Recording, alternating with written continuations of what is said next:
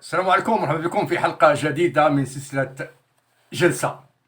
ها احنا وصلنا للخبر اللي كنا كنتسناو ليه شحال، أنه القضاء الإسباني قام باستدعاء إبراهيم غالي للمثول أمام القضاء الإسباني، وهذا الشيء جاء في واحد البيان للرأي العام وجهه الفاضل بريكا، وهو معتقل سابق في البوليساريو، وسبق له تقدم بشكاية ضد إبراهيم غالي.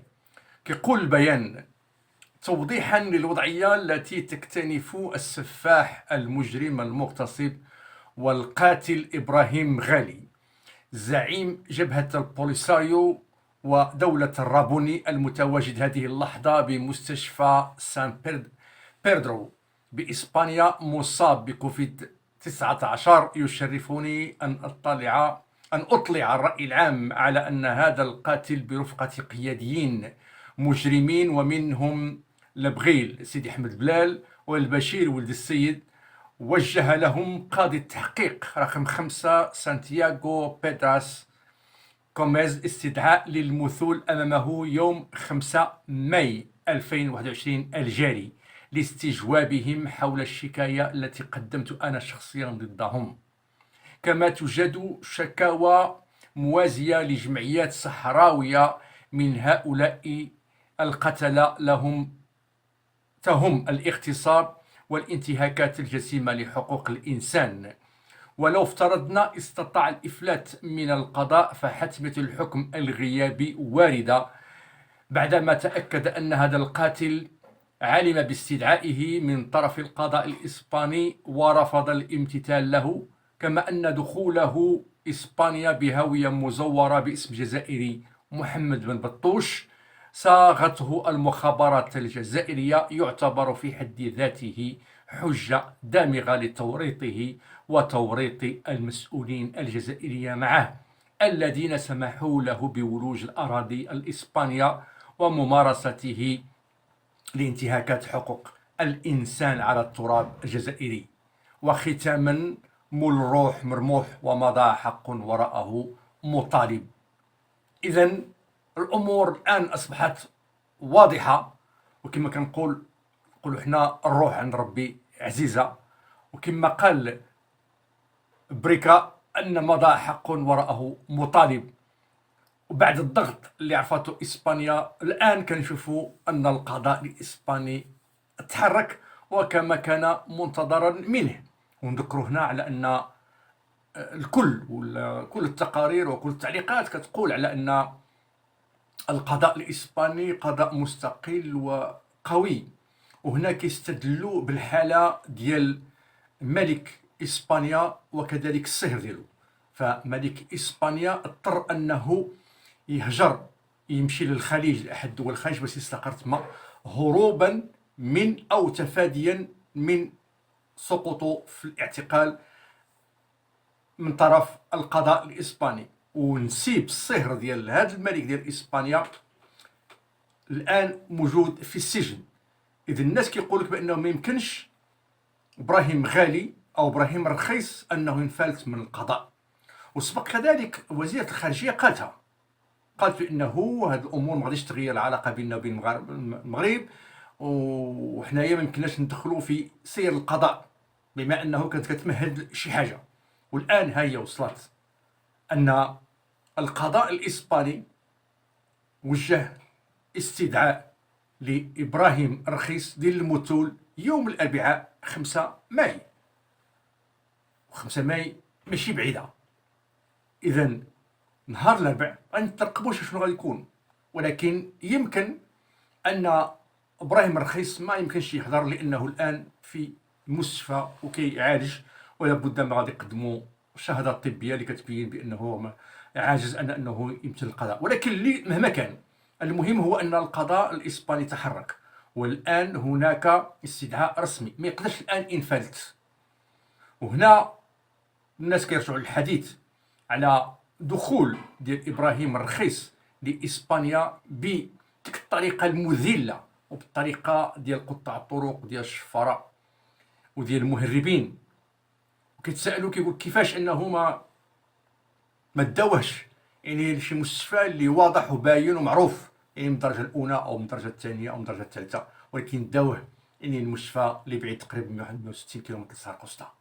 هو مستشفى صغير كيدل بانه هذه قرائن على انهم فعلا حاولوا ما امكن انهم يخفيوه على العموم، وفعلا كاينه عمليه مدبره على انه يدخل اسبانيا وانهم يتحايلوا على القضاء الاسباني باش ما يعرفش القضاء الاسباني وما يتمكنش انه يضبطوا عند الحدود ويعتقلوا عند الحدود.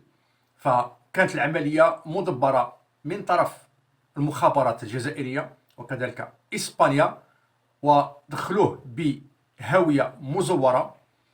وطبعا هذا الشيء وضع المصداقيه ديال اسبانيا والقضاء الاسباني امام المحك. واليوم كنشوفوا على ان القضاء الاسباني تحرك في هذا الاتجاه على اساس انه يكون تحرك فعلا وازن وحقيقي وعنده مصداقيه.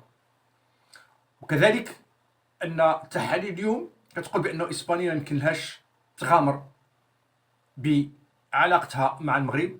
ونذكروا على انه البارح فعلا البارح نهار السبت كان الوزير الخارجيه المغربي بوريطا كان دار حوار مع وكاله الانباء اسبانيا ايفي، وذكر هذه المسائل هذو وقال الامور بصراحه. واكيد ان هذيك الكلمات كان عندها وزنها وضغطات على اسبانيا، وقال وسالها وطرح واحد مجموعه من الاسئله وقال من بينها على انه واش اسبانيا عندها رغبه انها تغامر بعلاقتها مع المغرب من اجل غالي. وكان سبق بلاغ او بيان وزاره الخارجيه كان وضع واحد مجموعه من الاسئله اللي حتى الساعه ان اسبانيا مازال ما جاوباتش عليها. اذا الان كنشوفوا فصل من فصول قضيه ابراهيم غالي اللي فعلا ثارت الناس هذه مده كامله وكلشي مشغول بها وكلشي كيشوف يعني القضاء الاسباني شنو غادي يدير. وطبعا الان بعد الاستدعاء واش فعلا غادي تكون اجراءات قضائيه صارمه او تكون يعني غير شكليه للرماد على العيون، وكيفاش غادي تتعامل الجهات الجزائريه والعصابه ديال الجزائر مع هذا المعطى، وكيفاش غتتعامل الجبهه الانفصاليه مع هذا المعطى الجديد. وهنا كتمشي تحاليل كتقول على انه ربما هادشي كله كيأكد على ان الجزائر بغات تتخلص من ابراهيم غالي لسبب او لاخر، وانها الان كتوجد الخلف ديالو هو واحد الاسم ديال البوهالي هو اللي راه كيتردد. وكان كيقول كما قلنا في واحد الحلقه على اساس انه الجزائر بغات شي واحد يقود البوليساريو تكون عنده جينات جزائريه يعني دماء جزائريه باش يكون مخلص المخطط الرهيب ديال الجزائر. يعني ما يكونش هذا ما خصوش يكون غير جزائري. فالان كنشوفوا واحد تطور كبير اللي غتعرفوا هذه القضيه، وخاصه غادي نشوفوا دابا كيفاش اسبانيا غادي تتعامل مع المغرب، خاصه ان المغرب مؤخرا اجل اللقاء اللي كان غادي يكون مع اسبانيا. والمغرب يعني تكلم بصراحه وكاين ضغط من المغرب وضغط كذلك من الاتحاد الاوروبي. فكنشوفوا وكنتبعوا الامور على اساسنا باش نعرفوا كيفاش فعلا غادي يتعامل القضاء الاسباني مع هذه القضيه، وكيفاش فعلا غادي تتعامل اسبانيا وكيفاش غتكون علاقتها مع المغرب، واش غتصحح مواقف ديالها. هذا هو اللي يهمنا في هذا الشيء كله، واش اسبانيا غادي تصحح المواقف ديالها مع المغرب ونشوفوا يعني وجه اخر.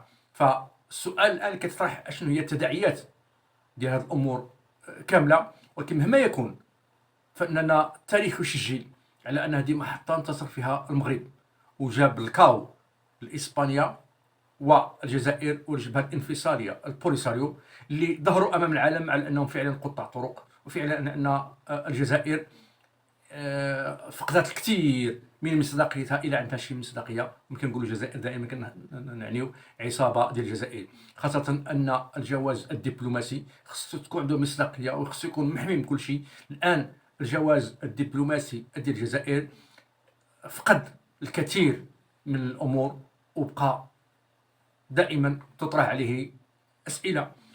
وفعلا بين الاسئله اشنو هي العمليات اللي دارتها الجزائر مماثله لهذه العمليه، وخفات شحال من الناس وشحال من باسبور استعملته من اجل خلق مناورات ضد المغرب. الاسئله كلها كنطرحوها وحنا كنتبعوا الاخبار وكنترقبوا الجديد، وكل ما تكون شي حاجه نوافقكم بها ان شاء الله الرحمن الرحيم.